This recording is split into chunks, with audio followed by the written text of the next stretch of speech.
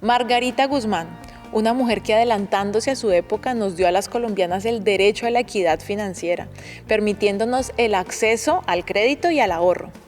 Ella es nuestra arquetipa de hoy.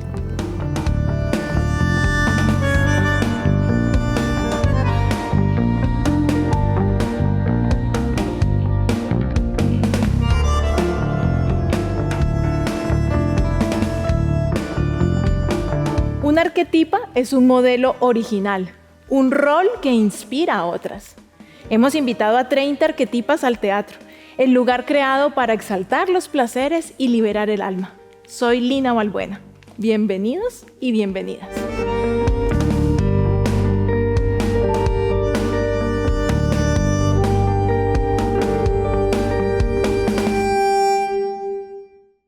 Margarita Guzmán, bienvenida a Arquetipas.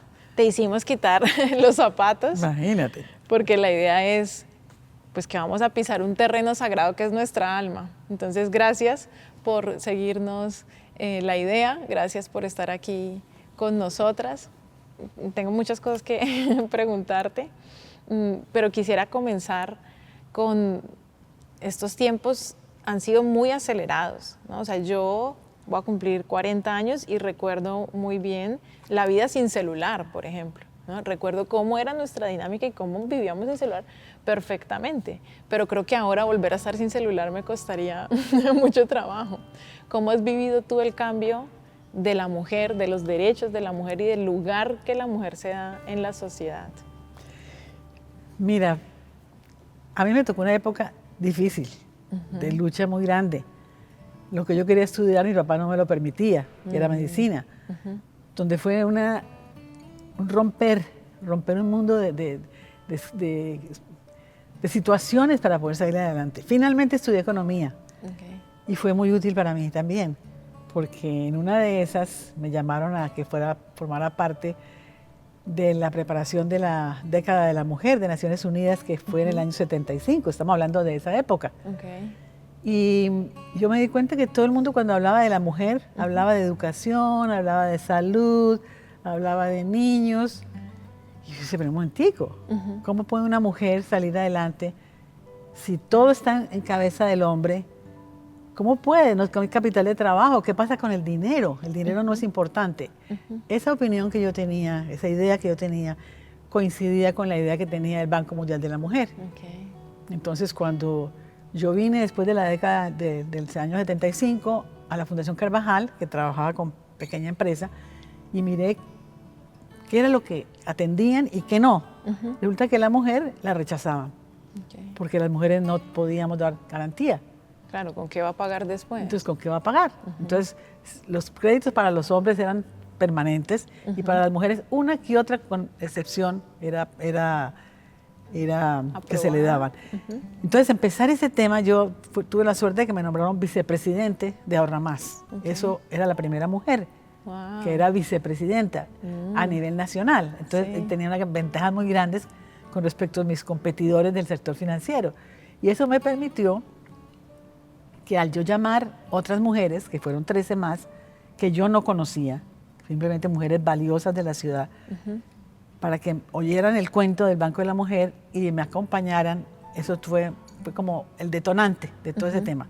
Pero fue muy difícil, fue difícil. La gente, me acuerdo el día que íbamos a hacer la inauguración del Banco de la Mujer, preguntaban que eso qué era. Entonces, tocó decir que si usted metía a una mujer de 50, le dábamos 2 de 25, para que entre chance y chance, ¿cierto?, nos dieran los 10,000 pesitos que necesitábamos ¿para qué? Para hacer un fondo de garantía, como no teníamos plata para prestar, un fondo de garantía para nosotros ir a la Fundación Carvajal y decirle, mire, préstele esta plática que nosotros la avalamos y además la tutoríamos. Así empezamos. Entonces fue toda una experiencia muy grande, fue difícil, claro que fue difícil. No había ni los celulares, ni había eso, todas las cosas, mis comunicaciones con el exterior eran por fax. Y como fuimos la primera que se hizo, pues me tocó empezar a botar corriente por el resto de América Latina y de Colombia, contándoles esta iniciativa y ayudándolas a formar esta iniciativa. pero fue muy difícil, no fue nada sencillo. Claro. ¿Qué le dijiste a esas mujeres para convencerlas de que te apoyaran? Simplemente, mire, señoras, ustedes son todas profesionales, me acuerdo, habían las dos médicas más importantes de Cali, la filósofa no sé quién, la pintora Sofía de Vega, Eli Burkhardt que acaba de fallecer, bueno, todas esas mujeres muy valiosas, ustedes ya son, ustedes son. Si ustedes se unen a nosotros, nos van a dar credibilidad. Porque Margarita sola venía de trabajar 10 años en cafeteros y asumir la vicepresidencia, pero yo sola no podía arrastrar ni tener el apoyo que se requería para una iniciativa de esa naturaleza. ¿Y no te dio miedo? ¿No decías, y qué tal que estas viejas de verdad no tengan con qué pagar y que yo aquí? Nunca. Nunca, nunca. Nosotros el primer programa de crédito que hicimos cuando ya teníamos unos pesitos, que empezamos a conseguir plata con organizaciones internacionales, fue en la Galería Santa Elena. Y entonces era solidario, ¿no? Entonces, o sea, eran 3 o 4 personas y se les otorgaba al grupo, pero si no pagaban, pagaba el grupo. Y nunca tuvimos problemas, nunca. Y después dijimos, no, Cali necesita que el crédito sea individual y empezamos a hacer los créditos individuales. Y bueno, eso hoy en día es una maravilla, pero yo tuve mucha fe en la mujer. La mujer y los hombres también, ¿no? Pero en ese entonces solamente trabajábamos con mujeres. Hoy en día no, hoy en día el 70% somos mujeres y el 30% son hombres valiosos. Pero lo interesante es que la mujer tiene como una cantidad de recursos que muchas veces no los ha logrado desarrollar. Y entonces el crédito ayuda a despejar ese problema. Los hombres ya entienden que la máquina de coser no está a nombre de él, ni la casa a nombre de él, sino que puede estar a nombre de ella, y que ella es un ser humano que igual trabaja por la familia. Entonces yo sí fui una convencida completa de la capacidad de la mujer. Pero además tenías que ir y hablar de la mujer colombiana al exterior, ¿no? O sea, decir, la mujer colombiana sí es capaz. ¿Qué decías tú allá o cómo hacías para mostrarnos? Mírame, lo más simpático es que yo no estudié en un colegio inglés. Entonces mi inglés era muy comercialito. Entonces cuando yo tenía que convencer a la gente de lo que yo estaba haciendo, pues era a base de mímicas y a base de explicarles de no sé qué. Me acuerdo en Polonia, cómo es la economía. Mira, la plata entra por aquí, sale por aquí, no sé qué, se gasta así, ¿me entiendes? Entonces la gente... En eso de juegos yo lo utilizo mucho, lo utilizaba muchísimo y la gente veía resultados, porque ahí está, cuántas microempresarias tenemos, cuántos bancos de la mujer hemos formado, teníamos programas de capacitación para las líderes de cada uno de los bancos de la mujer, entonces habíamos que hacer 3 veces en India, 3 veces en Holanda, en África, entonces eso me dio a mí una capacidad de conocer mucho más mujeres y empezar a rescatar líderes de esos programas de capacitación para que después fueran a la Organización Mundial. Y tenemos gente muy valiosa, producto de los programas de capacitación. ¿Qué piensas tú de la mujer hoy? Mira, yo no sé, como yo no tuve la fortuna de conservar mi matrimonio porque me separé muy rápido a los 10 años, siento que la mujer somos muy liberadas, hoy en día son mucho más liberadas que antes y que a veces no aguantan. Pues no aguantan. Primero toman decisiones muy a la carrera. Hoy en día se pueden tener relaciones sexuales antes de casarse, en mi época no. Por eso yo decía que uno se casaba virgen y mártir. Uno no tenía ni idea de eso, cómo iba a funcionar. Y convivir es muy complicado. Pero la mujer a veces es tan arrolladora que no comprende, no sé, no sabe entender lo valioso que es tener un compañero para trabajar en esta vida juntos. En equipo. Sí, a mí me encantaría hacerlo y lo intenté varias veces. No me fue bien. No me fue bien, entonces, ¿qué se va a hacer? Y yo decía, esta vez sí lo voy a hacer, tengo más edad, yo tengo 73 años, yo creo que soy capaz de hacer una pareja. Pero no es fácil, porque ya tenemos demasiadas experiencias propias. Ya nos cuesta compartir el escenario de nuestro apartamento, de nuestro trabajo, ¿cierto? Y muchas veces al hombre le cuesta trabajo aceptar esas mujeres exitosas. Entonces yo creo que Sí, a veces es difícil. Esa época nuestra no fue nada fácil. Sí. Dices mujeres exitosas. ¿Qué es para ti el éxito? El éxito depende, es decir, si tú eres una mamá, que tengas unos lindos hijos, que le dediques tiempo, que sepas valorar eso, que no le contrates una muchacha para que te los críe, ¿entiendes? Nosotros como abuelas podemos ayudar, Sí. pero la labor del papá y la mamá no se puede suplantar. Total. Pero si tú eres empresaria, que lo hagas bien, Ok. que lo hagas bien, que seas exitosa, que disfrutes lo que tú estás haciendo. Si tú no lo disfrutas, te va a ir mal tarde que temprano. Sí. ¿Me entiendes? Entonces yo creo que la mujer exitosa es la mujer que sabe vivir su día a día y que lo puede compartir con la gente que quiere y que está a su alrededor y que es feliz así. Ser feliz es lo más importante. ¿Cómo era Margarita de pequeña? ¿Cómo es esa relación de papá y mamá? Y no sé, a mí me encanta el nombre Margarita porque mi tía favorita lo tenía y quería ponérselo a una de mis hijas. Y pensé en tener una tercera hija solo por ponerle Margarita. ¿Verdad? Me parece precioso el nombre. ¿Y quién te lo escogió o cómo Pues fue? mira, eso es muy raro porque mi hermano mayor lo pusieron por mi abuelo, Manuel María. Yo nunca supe por qué yo. Ok. Después mi hermana Eugenia por Eugenia de Montijo, que era la amante de Napoleón, entonces mi papá, que leía mucho. Entonces cada uno tenía como una razón de ser, Sí. mis abuelos, y Margarita no existía. Sí. Entonces yo decía, no puede ser posible, que ¿por qué me pusieron, mamá, por qué me pusieron Margarita? Ah, no sé, Margarita. Porque Además, Margarita iba a existir. Claro, María Margarita. Ajá. Después ya cuando tú ves las meninas de Velázquez, y entonces hay una Margarita, una, Ok. una princesa Margarita, Sí. y las Islas Margaritas, y no sé qué, y empecé yo a ver que había muchas personas que se llamaban Margarita, Ok. porque yo me consideraba que no sé, no me gustaban. Sí. Las familias se llamaban todas, o Andrés, o Claudia, o Virginia, pero Margarita, Sí, bueno, hoy en día con mucha suerte hay muchas Margaritas, claro. y yo me llamo María Margarita, y estoy muy contenta con mi nombre. Sí, además que lo veo como pionero, o sea, no tienes un referente muy claro porque tú eres el referente para nosotras. O sea, realmente yo misma lo he vivido, tengo 18 años de relación, de matrimonio, y no, 19, y no es fácil, como tú dices, no solo la convivencia, sino el tema económico en la casa. Mi esposo es mucho más hábil para hacer dinero que yo. Yo podría hacer esto sin cobrar, ¿sí me entiendes? Porque soy muy artista, entonces yo no veo, y en ese sentido digo, soy hasta irresponsable, ¿no? Pero ya cuando tienes unos hijos y hijas mujeres, uno dice, no, espérate, ¿no? ¿Qué vamos a hacer aquí?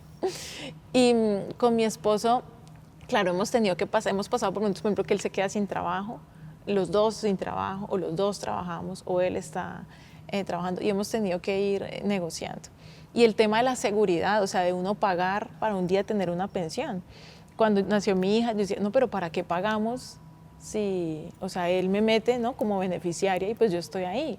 Pero va pasando el tiempo y dice, no, espérate, y el día que tú llegues a faltar o el día que no queramos estar juntos, o sea, yo aquí estoy haciendo un trabajo, yo necesito tener una pensión. Dentro de los recursos del hogar tiene que haber un rubro para pagar mi seguridad. Eso no es fácil de hacer, y las mujeres en Colombia, no sé si lo estamos haciendo. Pero en la época, mírame, la verdad, porque yo no le he puesto mucha atención a todo eso, pero cuando yo me retiré, yo solamente trabajé 14 años empleada, 10 con cafeteros y 4 con Ahorra Más. A mí nadie me dijo que había que continuar cotizando. Entonces yo no tengo pensión. Sí, por eso Ojo. te digo, uno como que no, como que ¿No? está pensando en el momento presente y no piensa en que el tiempo Correcto. pasa. Y mi objetivo era, yo cuando me retiré de Ramás era consultorías. Entonces me llamaba el BID, que véngase que tiene que echar el cuento en República Dominicana, Sí. o me llamaba el Banco de la Mujer que hay que ir a África o a no sé qué, y me pagaban en dólares. Entonces era muy importante Sí. eso. Y eso me sirvió para yo tener pues un pequeño ahorro. Pero sí, es difícil porque tú tienes tu marido y son un equipo. Yo no tenía a mi marido. Claro, Entonces no era fácil. Y Sí. los muchachos estudiaron por fuera sí. y había que pagarlos. Claro. Entonces, bueno, pero eso es parte de todo Sí. de lo interesante que se hace, que se hace la vida. Mi ex marido decía que el niño, el menor, cuando veía un avión, decía, allá va mi mamá. Divino. Y cuando yo sea grande, yo voy a viajar más que ella. Wow, ajá. Y él hoy en día es un gran golfista, está hoy en día empleado por los Estados Unidos en la PGA y tiene que viajar. Ay, pero él tuvo eso muy claro, él quería que viajar, o sea que los dos, yo viajaba, los niños estaban en la casa con la muchacha, ¿sí? Mi mamá no era muy apoyo porque mi mamá no sabía ser abuela, o sea que ella no era abuela de suplir pero bueno, eso es parte de la vida, ¿no? Claro. Y hoy en día, pues, yo soy abuela, tengo un nieto y lo disfruto enormemente. Claro. ¿Cómo crees tú que tus hijos van a hablar de ti y tu nieto va a hablar de ti como a la siguiente generación? ¿Qué podrían decir ellos? Yo creo que los muchachos, mis hijos, valoran inmensamente todo el esfuerzo que yo hice por ellos y que gracias a mí estudiaron afuera y han podido hacer lo que cada uno quiere. Sí. Y el niño sí tengo una conexión muy grande con el chiquito. Y él le dijo a la mamá un día a los 3 años, mamá, yo vivía con mi abuela allá arriba, en esa montaña. Y entonces le dice la mamá, no, sí señor, yo vivía con mi abu allá arriba. Y tú me llamaste para que quisiera ser tu hijo. Wow. O sea, entonces viene todo el tema de la reencarnación, toda esta historia que la hay. Sí. Y uno no sabe mucho del tuento, pero la relación mía con el niño es muy cercana, es muy especial. Sí, qué lindo, sí, qué bonito tener una abuela como tú. Alcahueta, Sí. Ser una abuela alcahueta. ¿Cómo empiezan entonces las mujeres a desarrollar, ¿no?, ese crédito, ese dinero? Empiezan a tener esa suficiencia. ¿Eso qué le da a la mujer desde tu punto de vista? Mira, ese es un empoderamiento muy grande. O sea, cuando una mujer está en su casa y lo está haciendo bien, está casada, pero está pasando dificultades, su marido está tratando de hacer lo mejor que puede por el día a día, tienen hijos, tienen esto, tienen aquello, y de pronto ella es muy buena, por ejemplo, haciendo arepas o muñecos cocidos o lo que sea. Hay tanta cosa que la mujer es tan creativa que si tiene esa posibilidad, él se acerca al banco, a la fundación la orienta, mira lo que tiene, le pone una persona que la acompañe y empieza a hacer el proceso de capacitación hasta que ella logra tener su propio capital de trabajo. Y cuando el banco W le presta no solamente a una buena tasa de interés, sino que además de una manera le permite que ahorre. Con cada pago que ella hace a su crédito, hay un ahorro a nombre de ella, para que no sea per secula seculorum, pues que está allí, sino que pueda independizarse. Wow. Pero el crecimiento, si tú asistes alguna vez a una sesión del banco, de la Fundación del Banco de la Mujer, es impresionante. O sea, el banco entonces tiene fundación. Hablemos un poquito de esa fundación. Es que la fundación nació, así nació. Y con el tiempo y un palito se convirtió en banco.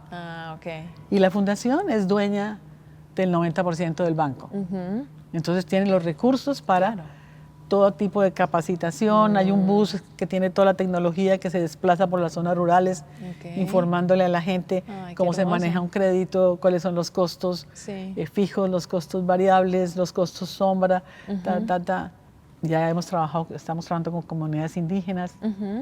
Entonces, la fundación tiene todos esos recursos y eso está conformada por un grupo muy profesional de personas. Vemos que la mujer cada día logra tener su independencia económica. Y por lo que me cuentes que trabajan con comunidades indígenas, pues es todavía más empoderador, ¿será? Sí, para ellas, ¿no?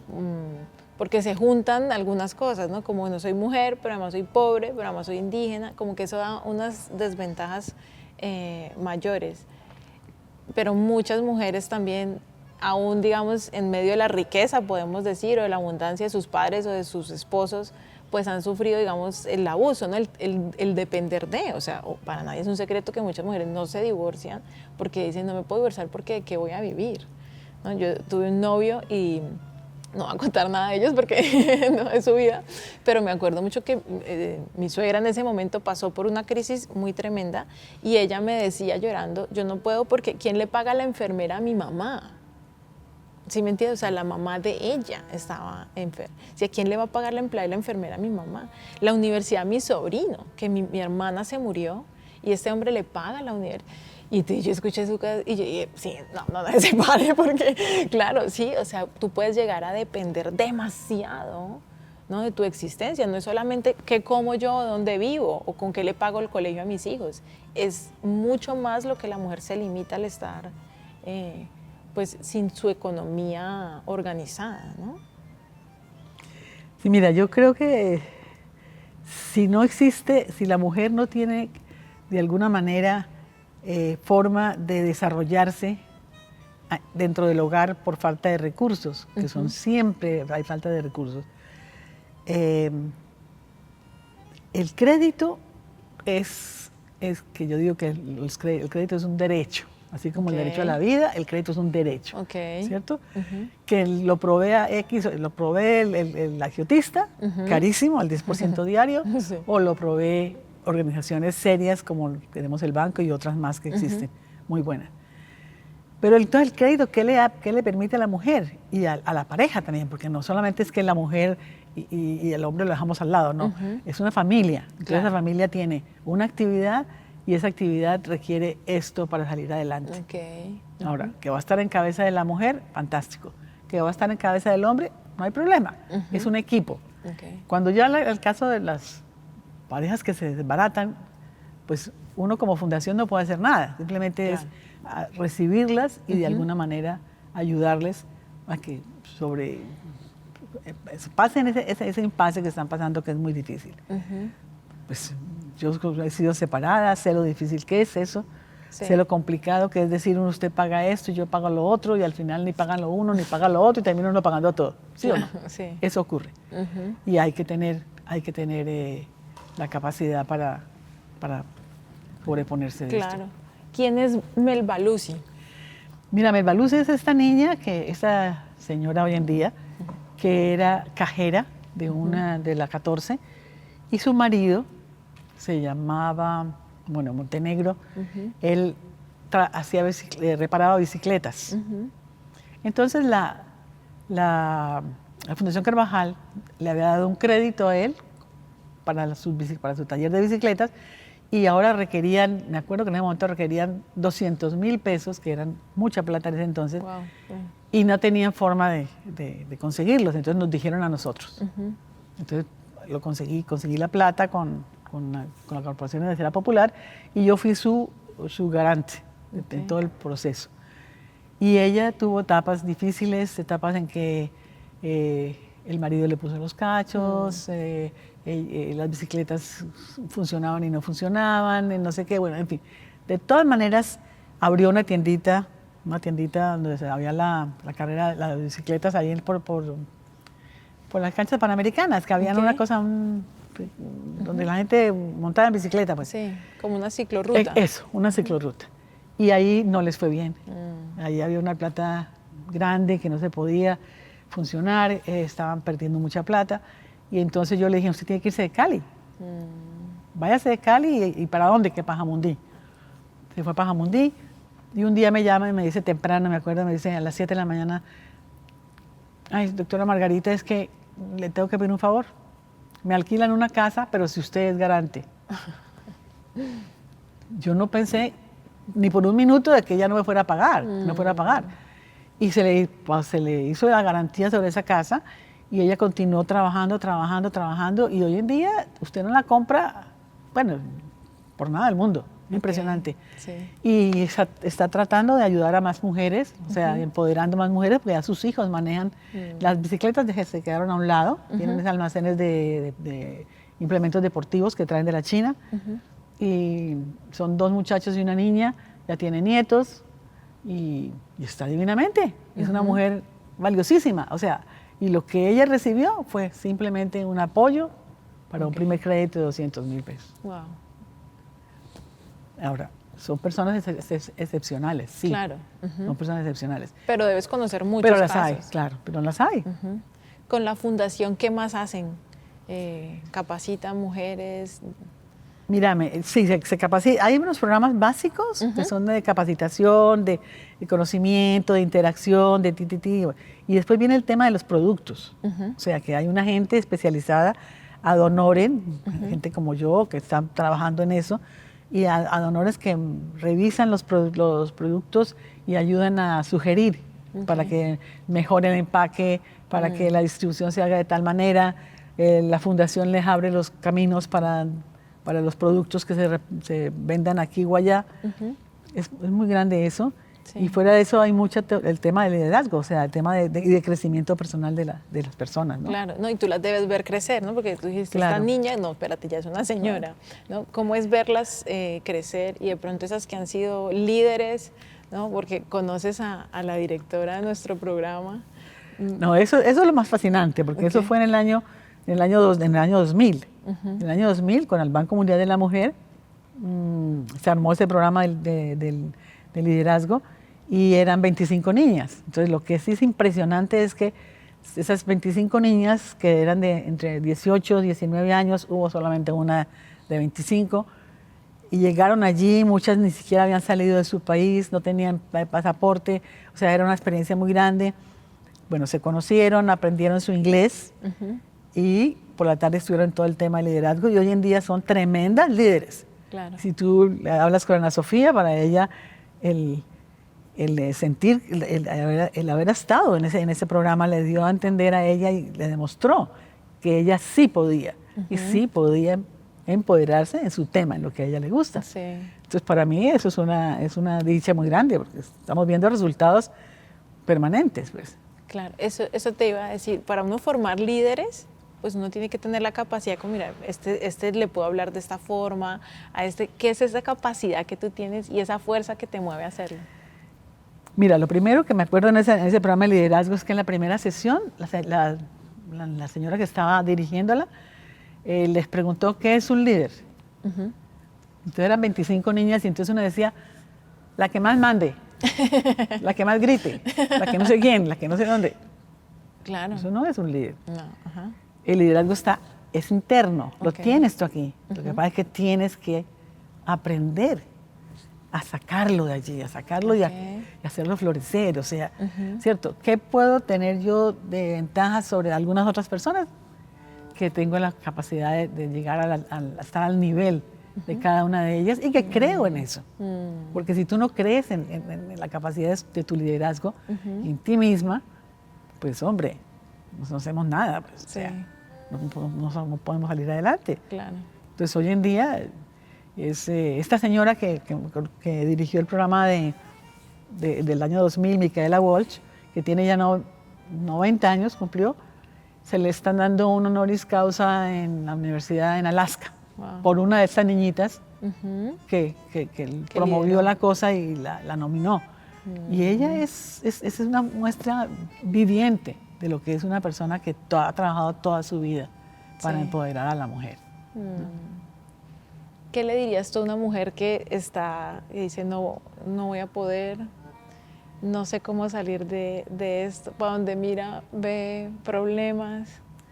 No, tiene que pedir ayuda, ¿no? Y la ayuda, o sea, en otras épocas uno hablaba solamente del psiquiatra o el psicólogo. No, aquí no. Es alguien que conozca, que ella pueda llegar a la fundación, por ejemplo, y hablarle de ella, de lo que ella tiene, de por qué esas dudas, de por qué se siente mal, de por qué no logra como despegar y con seguridad va a encontrar una salida. Claro. Pero hay que compartirlo, ¿no? Hay que hablar con alguien. Cuando te miras al espejo, ¿qué ves y qué te dices? Bueno, que he sido una goceta de la vida. A mí sí, y a mí me gusta ser muy goceta, ser divertida. Trato de, si hay un problema, no ponerle demasiadas bolas al tema. Okay. Ahora tengo, por ejemplo, mi mamá que tiene 95 años, entonces hay que acompañarla a las citas y a las cosas. Pues sí, hay que hacerlo. Eso no me tocaba a mí antes, pero ahora es parte de todo este paseo. Y tenemos una familia muy unida. Sí. ¿Qué te dice tu mamá? ¿O qué piensa tu mami de ti? Mi mamá cuando empezamos el Banco de la Mujer, ella fue también, fue aportante. Okay. Sí, éramos $100, $100 por cada una. Así conseguimos el primer capitalito. Mi mamá y mi hermana también estuvo metida en ese cuento. Las que yo llamé inicialmente eran otras personas para lo que les dije, para que nos dieran como goodwill, como respaldo. Sí. Pero mi mamá es muy orgullosa, y es muy orgullosa de mis hijos y de las cosas que hago. Bueno, yo hoy en día estoy aprovechando tiempo. Estuve un mes en Egipto y en Jordania. Y bueno, así aprende uno a disfrutar, porque ya es tiempo de disfrutar. Ya el tiempo de trabajar ya pasó, ya me pasó. ¿Qué te da placer hacer? Placer. La música, caminar con mi perro, un perro muy lindo. Estar con mi nieto es lo máximo, pero pues vive en Llano Grande, en Medellín, entonces tengo que organizar para ir a verlo y él venir a verme. Pero sí, placer, no, la vida en sí. Yo soy muy gocetas, me encanta todas las cosas y soy muy sencilla y me divierto con bastante poco. ¿Cuál es tu palabra favorita? Yo diría felicidad. La palabra que odias. No se puede. Uy, sí. ¿Qué es lo que más te gusta hacer? Hoy en día pues, permanezco en el apartamento muchas horas, veo televisión, hay unos programas buenísimos, tengo un mini jardín y saco el tiempo para estar allí en la casa tranquila, que a veces digo yo, me parece mentiras cuando mi hijo se va temprano a la finca a trabajar. Mamá, ¿qué tienes para el día de hoy? Y no tengo nada, me parece mentiras. No tengo nada. Sí. ¡Qué dicha! Sí. Porque se maneja todo. Bueno, vivo en el oeste y mi mamá vive ahí cerquita y mi hermana, todos mis hermanos viven ahí cerquita. Sí. Entonces nos vemos con frecuencia. Claro. ¿Hubo momentos en que sí tenías muchas cosas que hacer? Terribles. Cuéntame un poquito de esa época. No, terrible. Como dice mi hijo, las mujeres pueden pensar en 3 cosas al tiempo, nosotros solamente en una. Entonces sí, claro, nosotros sí. Yo tenía muchas cosas, o sea, tenía la organización, la organización aquí, la organización por fuera. Sí. Trabajé 50 años en un centro de niños aquí antes de Puerto Tejada. Entonces pues, siempre estaba metida, ¿no? Creé varias cosas en marroquín, con mujeres en una panadería, no sé qué. Era el problema, porque cada vez que alguien me contaba algo, terminaba yo metida de pies a cabeza. La diferencia de hoy en día es que, mira, Margarita, es que hay no sé qué, que no sé dónde, que Montebello, que... Gracias, te agradezco inmensamente, pero no más. No más porque no sé parar. Claro. Es parte de mi problema, no sé parar. Sí. Entonces es mucho mejor parar desde el y principio. disfrutar de tu vida, o sea, de no hacer nada. No hacer nada también tiene unas ventajas muy grandes. Sí, también es hacer. Sí, claro, qué dicha. Un momento triste en tu vida, el más triste, el más difícil, el más injusto, que tú digas, esto fue muy injusto, y el más feliz de todos. Mira, es que, bueno, el más injusto, yo tuve que renunciar a la Federación de Cafeteros por una actitud de mi jefe, que yo no podía aceptarla. Yo no sabía entonces que había esos, digamos, amoríos. No, yo eso no conocía. Él se enamoró de mí, lamentablemente. Entonces, pues me tuve que ir. Fueron 10 años fabulosos. En esos 10 años trabajé con 10 talleres rurales e industriales del Valle. Sí. Eso fue para mí una etapa también gloriosa, maravillosa. Sí. Es el más difícil. El más que me dijiste. ¿Triste? ¿Triste? ¿Difícil? Tal vez triste, la muerte de mi papá.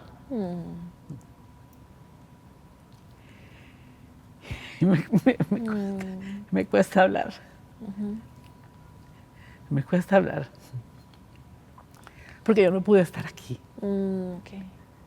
Yo estaba por fuera y cuando ya me avisaron no alcancé a llegar. Entonces, bueno, ese fue duro. ¿Qué otro? El más difícil. Difícil tomar la decisión de separarme. Eso era inevitable. Yo sabía que yo le había dicho a Garrido, como yo le decía, no pasamos un próximo diciembre juntos. Okay. O sea, tú verás en qué momento te vas. Pero Okay. aquí no hay nada. O sea, no teníamos nada que hacer. Sí, pero en tu época, o sea, divorciarse no era como ahora. No, divorciarse no pasaba nada. O sea, separarse, Okay. uno se separaba. Sí, El divorcio fue el requisito de mi papá, que tiene que divorciarse. sí. Pero él era una persona muy querida. O sea, yo, ¿cómo te digo? Yo me casé pensando que era para toda la vida. Sí. Entonces, simplemente el tomar la decisión de decirle, hasta aquí voy, porque tú, ¿qué pasas? Sientes que se te acabó el amor, se te acabó la admiración por ese ser con el cual tú habías decidido construir una vida. Sí. Y cuando tú estás te está pasando eso, y tú estás viajando y estás viendo tantas cosas, a mí me empezó a gustar gente Claro. y me daba terror. ¿Qué tal yo casada Sí. y enamorándome de aquí o de aquí? Claro. No, eso no puede funcionar. Si lo nuestro no funciona, pues no funciona del todo. Claro. Y así soy libre. Sí. Nos falta el momento más feliz. Yo diría que el nacimiento de mi nieto. O sea, alguien dice que si uno quiere más a los nietos que a los hijos, pero es que la sensación de un nieto, eso es algo, tú te lo vas a tener algún día. Sí. Es algo impresionante. ¿Qué es? En diferencia, comparándolo con el de los hijos. Cuando uno tiene los hijos, uno está preocupado. Claro. Que coma, que no coma, que se haga, que se siente, que el colegio, que no diga, que ta. Entonces, uno no es libre, ¿me entiendes? Claro. Uno está presionado porque eso es lo que las circunstancias te llevan. Claro, es mi responsabilidad. Es tu responsabilidad. Y yo soy una mamá que se mete mucho, o sea, tampoco puede ser tan bueno, pero bueno.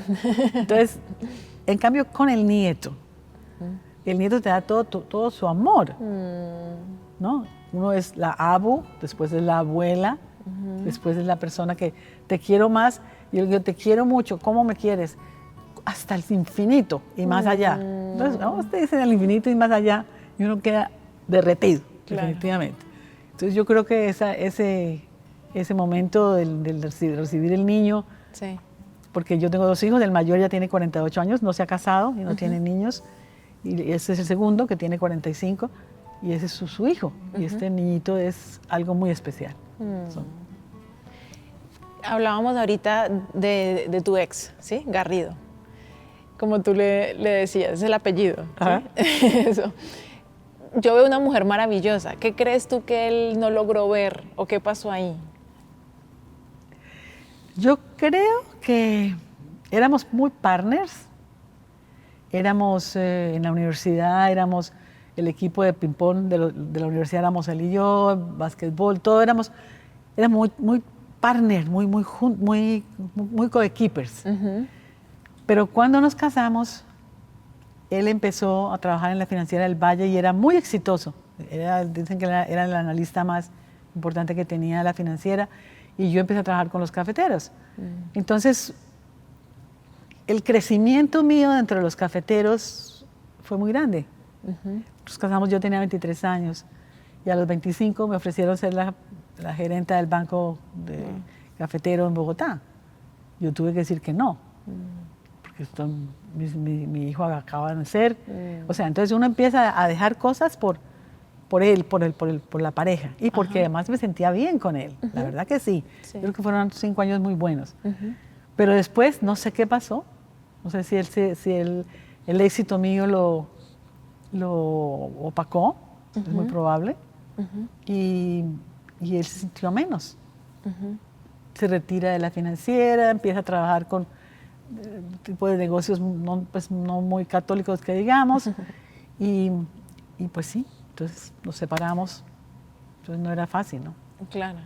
Y en algún momento, en esa necesidad, digamos, de él ver como que, uy, esta está brillando más que yo, ¿le creíste eso como, sí, de pronto él es más o no quisiste? No, porque yo estaba muy segura, o sea, yo no competía con él. Ajá.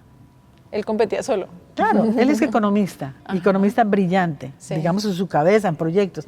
A mí eso no me gusta. Yo no quería estudiar economía, o sea, yo quería estudiar medicina, claro. ¿me entiendes? Pero me tocó economía, que fue muy útil haberlo aprendido, Sí. que es una herramienta. Pero yo estaba contenta en lo que yo hacía. Sí. Y si a él le parecía que lo mío era una bobada, si yo hacía un estudio, a él le parecía que ese estudio que yo hacía para pedir $1.000.000, medio millón de dólares, eso era pésimo, una porquería. A mí no me parecía. Entonces yo mandaba mi estudio y me ganaba la plata. Sí. ¿Me entiendes? Entonces, yo no sé, yo creo que yo tuve la suerte de que he tenido mucha confianza en mí misma. Sí.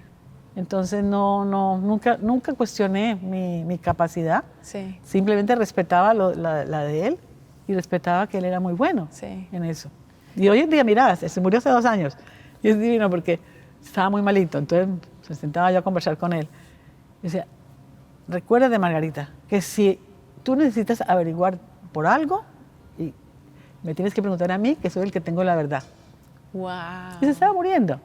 ¿Cierto? Él tenía Sí. esa forma de ser, esa era él, primero, segundo, tercero. Y eso está bien, Sí. pero no para mí, ¿me Claro, entiendes? claro. Entonces no para mí.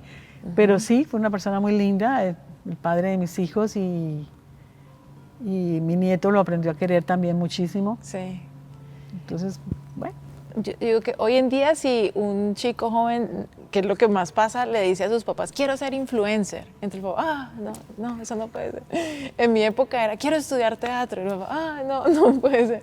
Pero no entiendo por qué medicina no. Porque mi papá era de Popayán, ¿no? Y en Popayán la cosa no es fácil. Entonces, mi papá decía que las mujeres cuando entran a la universidad a estudiar medicina, es a conseguir parejo, esposo, y entonces se casan en la mitad del camino y se pierde un cupo para un hombre. Ay, imagínate. ¿Ah? La mujer, mija, me decía, la mujer, mija, debe prepararse para ponerle las pantuflas al esposo. O sea, para mi papá, Sí. él fue ingeniero civil, Sí. pero él de sus 3 mujeres no quería que ninguna estudiáramos carrera, y menos yo, que era la primera. Claro. No. Entonces, mi primera opción fue medicina pediátrica iba a ser. Sí. La segunda fue arquitectura. No, la Universidad del Valle es comunista. Y en ese entonces era muy rebelde. Después dije yo psicología en la Nacional de Bogotá. Él estudió allá y eso era comunista. Después dije yo algo así en Antioquia. No, los paisarretes no se juntan con esta familia. Entonces no me tocó más remedio. Y me tocó pedir prestado los 100 pesos para poderme presentar al examen de admisión. Entonces, con mi papá no era fácil. Claro. No era nada fácil. Pero bueno, pero sí cuando me gradué se sintió muy emocionado de que yo hubiera sido la que me había graduado y sentía muy orgulloso de mí, pero sí, no me la hizo nada fácil. Claro. Qué hermoso, independiente de la carrera que estudiamos, del poder poner lo que tenemos al servicio de, ¿no? O sea, creo que de pronto si no hubieras tenido que tomar esa decisión, pues no hubiera pasado todo lo que Exacto, es lo que te pasó. digo. Por alguna razón me dijeron que no en esto y yo pude hacer algo que ha sido mucho más impacto, digamos, Total. no solamente en mi vida, sino en la comunidad. Total, o sea, quien está destinado a florecer, florece. Ah, eso sí, no te quepa la menor duda. Donde sea. Ahora sí, dime, ¿cuál es el sonido que más te gusta? Sonido. Depende. Depende porque el agua. No, yo diría que el agua. Ok. Sí. Para terapias, para masajes, para todo. El agua te da, te relaja. Sí. Sí. El sonido que no te gusta. El agudo. Ok. Sí, yo no sé valorar, por ejemplo, la ópera y todo Sí. eso, no sé. Muy alto, ¿sí? ¿Cuál es tu palabrota o grosería favorita? Hijo de pucha, mi cachucha.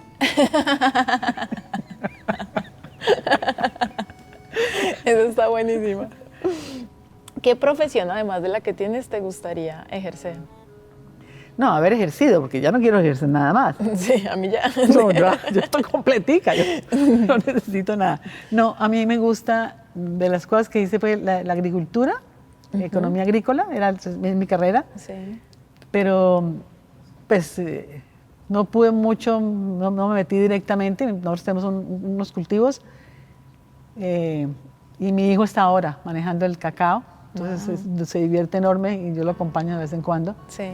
Y el tema con la agricultura me gusta mucho. Ok. Una profesión que tú dices, jamás habría yo sido esto. Abogada. Ok. No, abogada, sí, qué pereza. Vivir peleando. ¿Tu color favorito? Azul. Si fueras la presidenta de Colombia, ¿cuál sería tu primera decisión? Yo creo que exigir que la gente que está en los ministerios sean profesionales. Ok. O sea, que para poder tener con quién conversar. Y conversar con el Congreso y con la Cámara para realmente hacer acuerdos que se puedan sostener y no simplemente una pelea de votos y no votos y que no tiene sentido. Sí. Sí. Yo tuve una experiencia de 9 meses con el gobierno de Pastrana. No me gustó. Me retiré, pero... ¿Porque muy qué? Porque el tema mío era trabajar con las comunidades. Entonces tú llegabas a una comunidad, cerquita de Bucaramanga, había una comunidad, necesitaban 20 millones de pesos para hacer un estanque para que los pescados y no sé qué, y 20 familias y ta. Entonces tú ibas allá y la comunidad lo quería y tal. Y llegabas a Bogotá y resulta que el argumento de Colombia es que para que tú puedas disponer de esos recursos para esa comunidad, tienes que haber presupuestado ese estanque un año antes. Es lo más ridículo. Sí, ¿cómo? Es ridículo. Entonces, con ese argumento, las cosas que yo visitaba y la gente que eran maravillosas y la gente que se conocía y que requería apoyo, no se les podía dar. Claro. Entonces, ¿para qué se queda uno ahí? Claro. Sí, No tiene sentido. Es algo, yo no sé si eso es el problema del presupuesto o es el problema de, no sé cuál es el problema, es un cáncer. Sí. La platas hay, pero no llegan a donde tienen que llegar. Y es muy desestimulante estar uno con la comunidad y no poderle resolver el problema, cuando es tan sencillo. Sí. ¿Cuál es tu legado? ¿Qué quieres tú que se diga de ti? Bueno, que hice muchas cosas. Entonces, lo del Valle del Lili. Cuéntame del Valle del Lili. El Valle del Lili es una maravilla porque en mis épocas de soltera, yo conocí a Martín Wattenberg. Martín estudió cardiología en Estados Unidos y él llegó graduado ya, y entonces un día se me presentó en la oficina del Banco de la Mujer. Sí. Y me dijo, vieja, ya tú hiciste esto está funcionando, esto es lo que yo tengo. Entonces mostró una libretica de Ahorra Más con 700,000 pesos. Entonces yo quiero que me ayudes con esta plata a empezar el Valle del Lili. Wow. Entonces me contó pues que era el Valle del Lili, bueno, en fin. Y ahí trabajé un tiempo, montamos la primera sede del Valle del Lili aquí en Centenario, el primer laboratorio, los primeros equipos, los consultorios, ahí estuvo un tiempo largo y para mí pues la verdad, pues, haberle apoyado a Martín en la idea y apoyado a la comunidad en esto, desde mi granito de arena, era la directora, pues fue muy grande. Entonces, pero muy grande, porque sí. La Clínica Valle del Lili pues, es referente, ¿no? Sí. Es una fundación maravillosa, y el haber apoyado a Martín, sobre todo, pues que fue el ideólogo del tema, me dejó muchas satisfacciones también. Pero por supuesto, pues muchas gracias por estar aquí, gracias por eso. De parte del equipo de producción tenemos un regalito, como estuvimos descalzas, ahora te vamos a dar esto para que calentemos también un poquito nuestros piecitos. ¡Ay, qué belleza! Gracias. Gracias de verdad.